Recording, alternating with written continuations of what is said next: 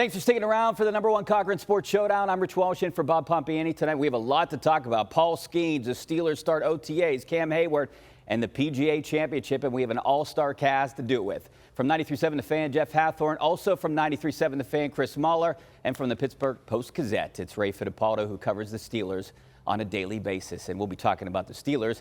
And we're going to start off with Paul Skenes. My question to you guys, and I'll start with you, Jeff, since you're right next to me, is Paul Skenes a phenom? I mean, it's his second start, first road start, pitches a no-hitter through 6 innings, strikes out the first 7 batters. I could keep going. But are we seeing a phenom in the making right now? Yes. I mean, is it too early to say that? When you strike out the first 7 in a game, and that's happened a handful of times in Major League history, I mean, that's pretty special stuff. It's 2 starts. I'm not going to say he's the best pitcher ever, but are we looking at a guy that has phenom or maybe is bursting onto the scene with phenom potential? MLB is breaking into to both of his starts. Like there's talk about it, not just here. That spells phenom to me. Listen, if it wasn't for the awareness of elbow injuries and shoulder injuries, we could have seen a situation going for 16, 18, 20 strikeouts. They pulled him after 6 because he was at 100 pitches. But, Kerry Wood, fan 20, 20, 25 years ago? Yeah, 98, yep. In 1998, and that was a huge deal. You're not going to see that now, but to answer your question, yes, modern day, what he's doing, he is a phenom. Before you answer that, should we see it, though? I mean, it's a shame that we didn't see it, but I understand 100 pitches, a guy's throwing 103, you got to take him out. But it's a long-term investment. You have his rights for 6 more years, and I think you have to get the most out of him. You have to protect that elbow.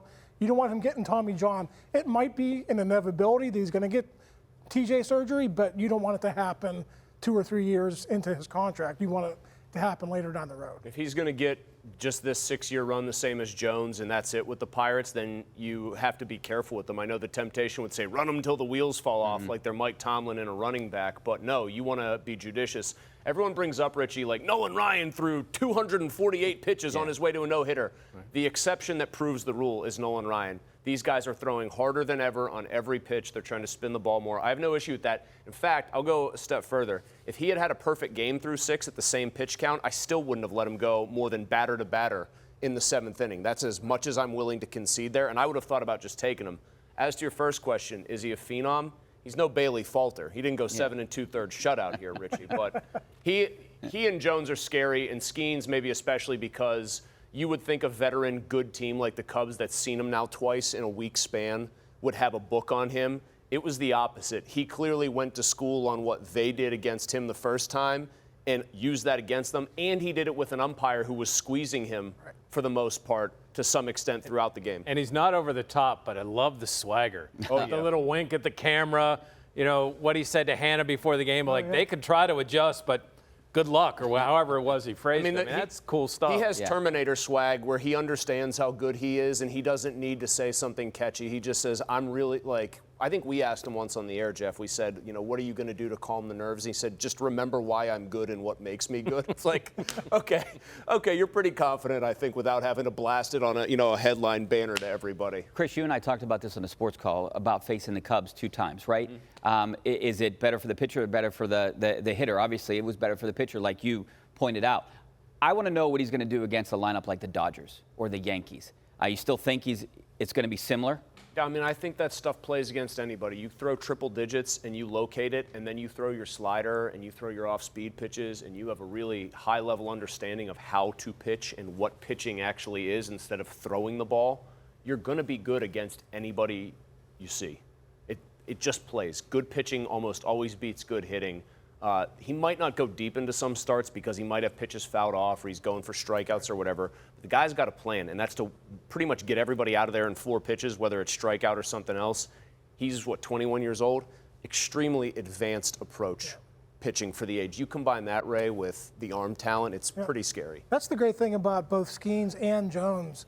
You saw the last start with Jones. He didn't have his A fastball. No. But he was able to throw his breaking stuff. He had a different approach. So if he's not throwing 98, he's only throwing 94, 95.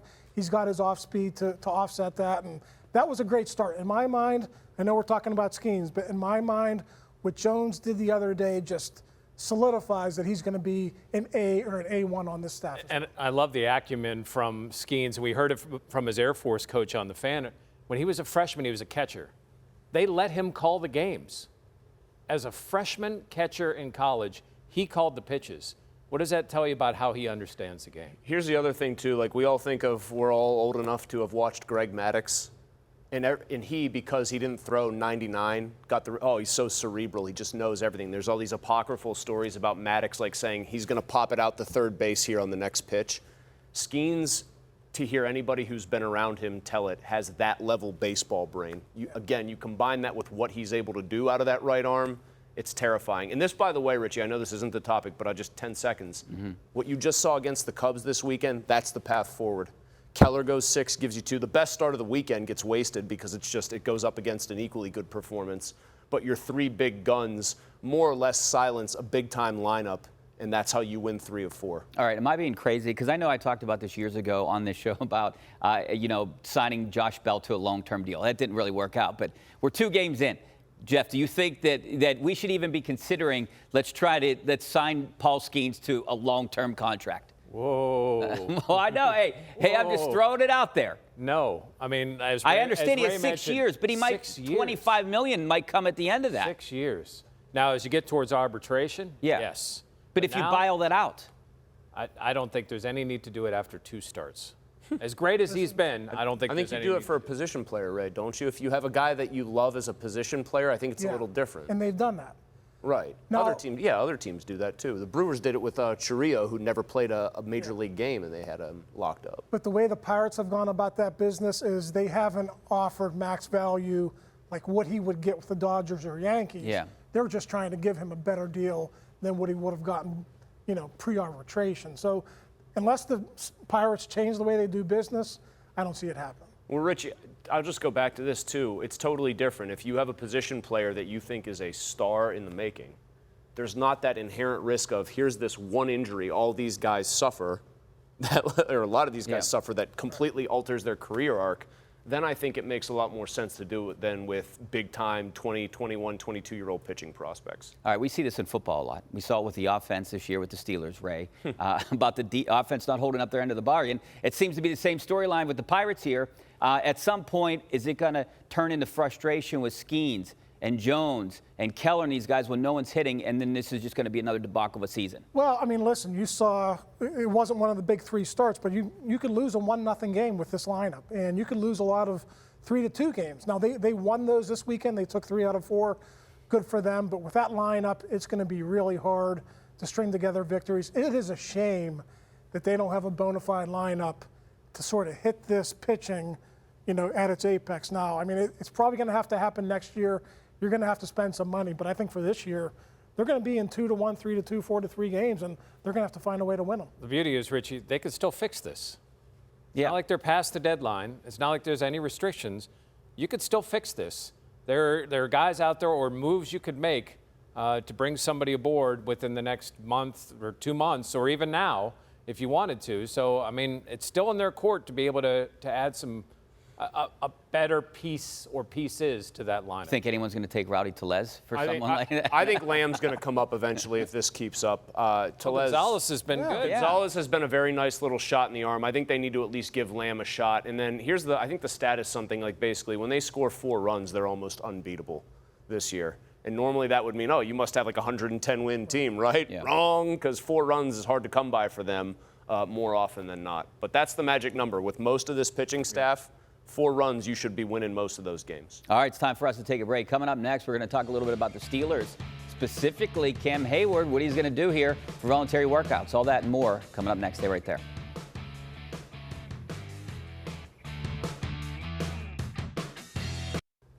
All right, welcome back to the #1 Cochran Sports Showdown. I'm Rich Walsh. We're talking about the Steelers right now. They start voluntary workouts this week in Ray. One of the big topics is going to be where's Cam Heyward?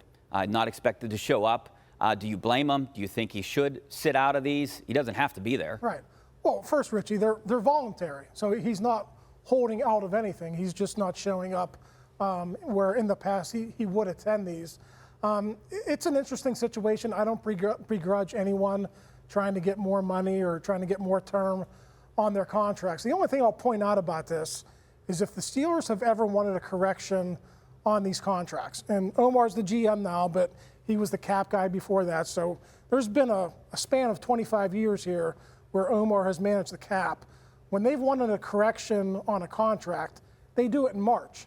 So the fact that they didn't do this with Cam, like they did with Ben or other guys, tells me they were willing to eat it, and they were willing to pay him that $16 million. And now he's not really, I don't want to say he's not playing by the rules, but I think the Steelers would have been happy if he showed up and played this year, and they would have taken care of him next year in January, February. I don't understand his approach to getting this new What if he gets hurt, though? Then they can't take care of him. You know, he got hurt last year. I mean, everyone gets hurt, Yeah. right? I mean, it's the NFL. I think that last point's the most interesting one, is that why does he do this? Because he's maybe worried that, hey, I'm in my mid-30s and I can still play at the high level that everyone's accustomed to seeing, but the lower body stuff, especially to a groin injury that kind of, I say groin injury that hamstrings him, but you know what I mean, a groin injury that slows him down. You start wondering when the soft tissue injuries pile up, is that just going to merely get worse and worse? Nobody works out harder or takes better care of himself, but carrying that much weight, you do wonder about it. But I'll second what Ray said. It's an insane thing that in the NFL ecosystem, a guy not showing up for something that he's not obligated to show up for is seen as a story. Like, if I could get one thing across to people, it's stop getting mad at the players. If your employee had a voluntary picnic for employees and you didn't want to show up, you shouldn't have that held against you. You didn't go? Pardon me? I didn't get the email, Jeff. Oh, sorry. It was great, though. Hey, listen. One man's misfortune is another man's opportunity. You ever hear that? Mm-hmm. So, I mean, here's a chance for one of the younger defensive linemen to get a bunch of reps, to get to know some of the guys next to them. He doesn't have – this is how you negotiate in today's age. You do it through the media. You do it through your own podcast. You do it through social media, and you throw things out there to try to build up some leverage. I don't think Cam needs to apologize for anything he said. No. Everything that he has done shows what kind of guy he is, how he gets along with his teammates. This is just part of the game. Well, should Najee Harris do it then, too? Because he's basically on a one-year deal. I don't know if they have the same type of gravitas between those two. And that doesn't mean that Najee isn't a good player, but, I mean, here's the other thing. You have a new offensive coordinator, and now you need to have a big year. Because if you have a bad year this year, what is that going to mean for your chances? So I think it's different for Najee. I think it would benefit him to come in and know that system and have a good year so his worth goes higher. Let me say something as the guy that isn't in the locker room for every media availability and doesn't have to sort of keep the peace. One guy is one of the most beloved Steelers of the last 25 years. The other guy is Najee Harris, who's had 3,000-yard seasons that I would say are somewhat overrated and watered down and diluted and might not even be the best running back in his own backfield.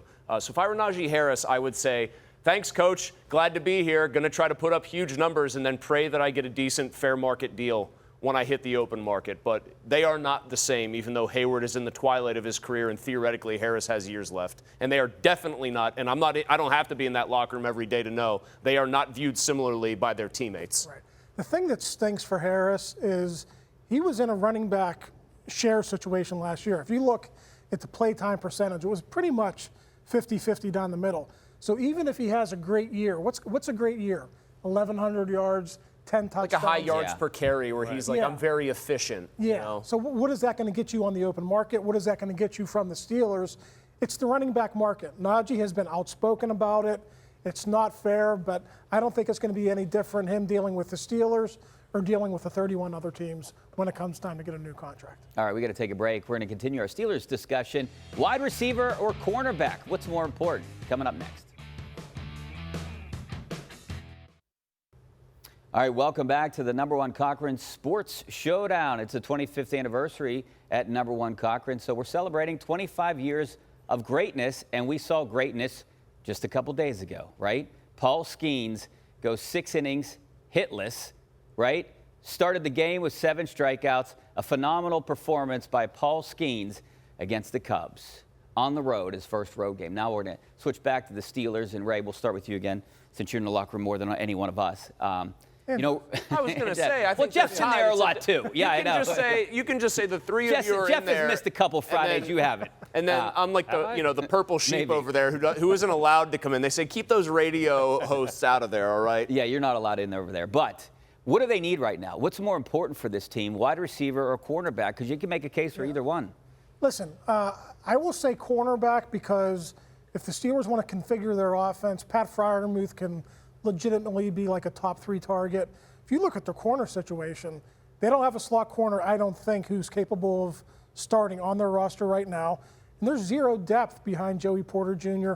and Dante Jackson. So, I think they have to address corner twice, so I'll tell you corner.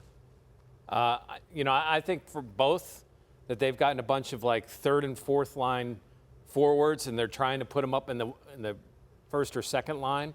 And so maybe one of those guys breaks through in the competition, and you go, wow, okay, there's Rush or whomever. There's like, hey, this guy's pretty good, but I would go with corner. Yeah, that worked really well for the Penguins. So are you saying that Joe Vitale is going to play wide receiver and corner? I mean, they're throwing a lot of bodies, but it's not anyone that you're like, ooh. They're trying to Voltron together like a bunch of 3rd and 4th wide receivers and corners into a usable number 2. I think it's corner, though, clean sweep for me, because I'll go back to what Ray said. I guess I'll say it a little more negatively.